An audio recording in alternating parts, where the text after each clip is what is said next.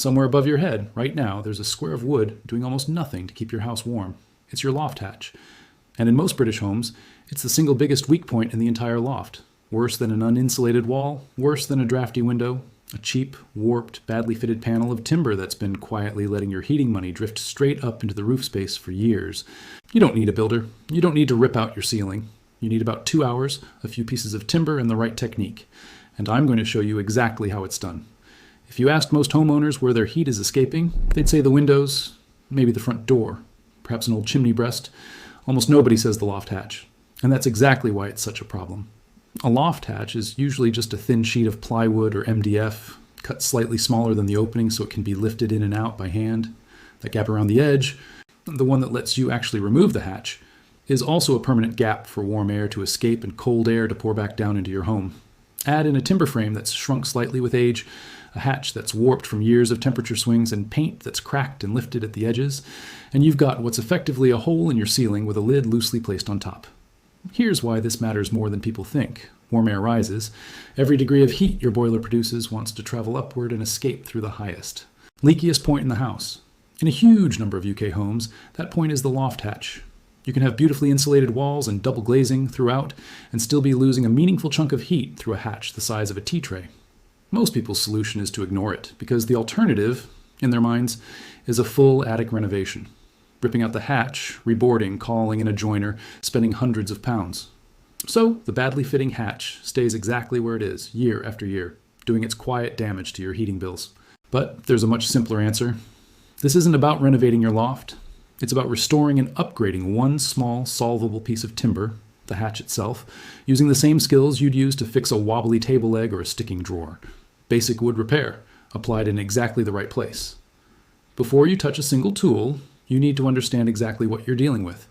Grab a torch, pop the hatch out, and take a proper look. Because most loft hatches are suffering from a combination of these problems, not just one. Warping.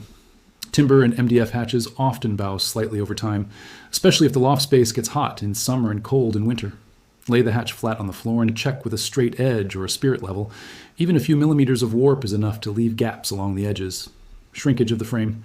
Wooden hatch frames are usually fixed to the ceiling joists, and over years the timber can shrink very slightly as it dries out further. This widens the gap between the hatch and the frame. You'll often be able to see daylight, or feel a distinct draft with the back of your hand. Cracked or perished sealant and paint. Look along the edges where the hatch meets the frame. If there was ever a strip of foam, rubber, or sealant there, check whether it's still flexible or whether it's gone hard, cracked, and started crumbling away. Loose or missing fixings. Some hatches are held with simple turn buttons or clips. If these have loosened, worked free, or rusted, the hatch won't sit tightly against the frame even when it's closed. Surface damage.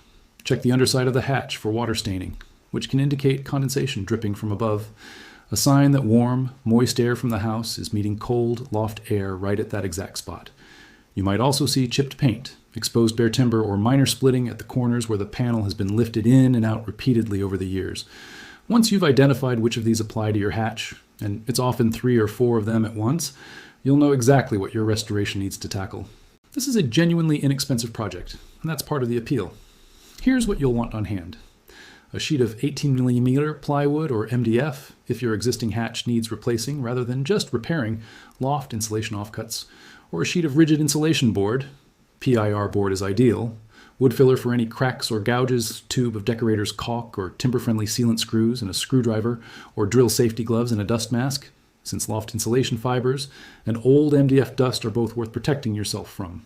None of this needs to cost more than about $15 to $25, depending on what you already have in the shed.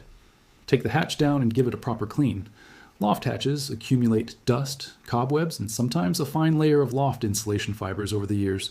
Wipe it down with a slightly damp cloth and let it dry fully before you do anything else. This also gives you your clearest look yet at the true condition of the timber. If the hatch is basically sound but simply warped, cracked at the edges, or fitted loosely, you can repair the existing panel. If it's genuinely rotten, badly split, or has been patched together so many times it's not worth saving, this is the point to cut a fresh panel from 18mm plywood or MDF, using the old one as your template. Either route uses the same core techniques, so don't feel you need the fancier option. A well-repaired original hatch performs every bit as well as a brand new one. For any cracks, small splits, or gouges, apply wood filler with a flexible filling knife. pressing it firmly into the damage so there are no air pockets underneath. Leave it to cure fully. Most fillers need a few hours. So this is a good moment to have a cup of tea and let the project breathe. Once it's hard, sand it back flush with medium grit sandpaper, working up to a finer grit for a smooth finish. This step matters more than people expect. A smooth, flat hatch surface is what allows the new seal to sit evenly all the way around. This is the step that actually stops the heat loss, and it's simpler than most people assume. Cut a piece of rigid insulation board, PIR board, the kind with a foil face on both sides, works brilliantly here, to match the exact size of your hatch panel. Glue it to the upper face of the hatch, the side that faces into the loft, using a suitable adhesive. This turns your thin single layer of ply or MDF into a proper insulated panel, closer in performance to the insulation surrounding it in the rest of the loft. If you'd rather not glue a board, you can achieve a similar effect using offcuts of standard loft insulation, cut to size and secured with a simple timber batten frame built up around the edge of the hatch to hold it in place. Either method works. Choose whichever suits the materials you've already got. This is where most people stop too early, and it's the single most important step. Run a strip of self-adhesive foam draft excluder or compressible rubber seal around the inside edge of the timber frame, the part the hatch presses against when it's closed. Press it on firmly, working in one continuous piece where possible, so there are no gaps at the corners. When you refit the hatch, it should now compress that seal slightly as it closes, creating an airtight join all the way around. This single strip of foam is often responsible for the biggest single improvement in the whole project, because it directly closes the gap that's been letting warm air escape for years. Refit the hatch and check it closes fully and sits flush against the seal on all sides. If one corner is standing slightly proud, this usually means either the frame has warped slightly or the hatch itself still has a very minor bow. A little extra sanding on the high spot or a slight adjustment to the turn buttons or clips holding it shut usually solves this. Take your time here. A hatch that's 95% sealed still leaves that last 5% as an open door for cold air. For any small gaps between the frame and the surrounding ceiling, not the hatch itself, but the timber frame meeting the plasterboard, run a bead of decorator's caulk around the join. This is a common overlooked leak point because people focus entirely on the moving hatch and forget the fixed frame can have its own gaps too. If your hatch was originally painted, give it a light sand and a fresh coat of matching paint once everything else is done, so the repair blends in and the surface stays protected. If it was bare timber, a coat of clear sealant or varnish will help protect it from the temperature and humidity swings that caused the original warping. The most common mistake is skipping the draft seal and assuming the insulation board alone will solve the problem. Insulation slows heat transfer through the panel itself, but without a proper seal around the edges, air simply flows straight past it. You need both working together. Another frequent error is using standard filler or sealant that isn't designed for movement. Loft spaces go through big temperature swings between summer and winter, and timber expands and contracts with them. A flexible, timber-friendly filler and sealant will cope with this far better than a rigid one, which can crack again within a year or two. Finally, people sometimes glue the insulation board to the wrong face of the hatch, or fit it so thickly that the hatch no longer closes properly. Always dry fit before you commit to any adhesive and measure twice. If you're choosing between a straightforward wood filler and an epoxy-based repair compound, the rule of thumb is this. Filler is ideal for small cracks, nail holes, and surface imperfections, while epoxy is the better choice if you're dealing with a genuinely split or structurally weak section of timber, since it bonds and reinforces rather than just filling a gap. When it comes to sanding, start at a coarser grit, around 80 to 100. For any rough or uneven filled areas, then move up to 150 or 180 grit for a smooth, paint-ready finish. Jumping straight to a fine grit on rough timber just wastes your sandpaper and your time. For the draft seal itself, self-adhesive foam is the cheapest and easiest option for a DIY job, but a compressible rubber or silicone seal will last considerably longer if you want a more durable, long-term result. And a genuinely useful long-term habit. Once a year, usually around the start of autumn, take 5 minutes to check the hatch seal is still compressing properly and hasn't come loose or perished. It's a tiny bit of maintenance that keeps this whole repair working for years. Picture the hatch as it was. A slightly warped, unsealed panel of bare MDF, propped into place with a visible gap of daylight along one edge, cold air seeping past it every single day whether you noticed it or not. Now picture it finished. A smooth, freshly painted panel that sits flush and square in its frame.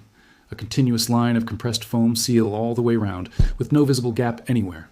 An insulated upper face that matches the loft insulation surrounding it, rather than standing out as the obvious weak point.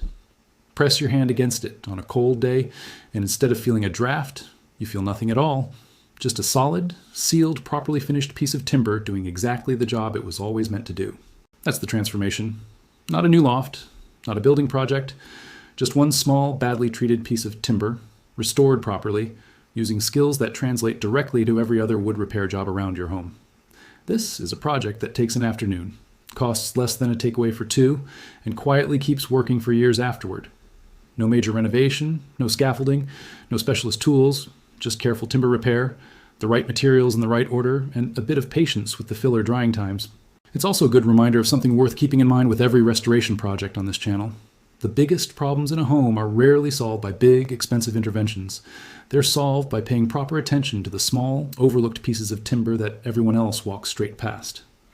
If you enjoyed seeing a simple piece of timber transformed into a proper working seal against the cold, subscribe to Timbermaster UK for more restoration projects every week. From broken furniture to the small, overlooked fixes that make a real difference around the home.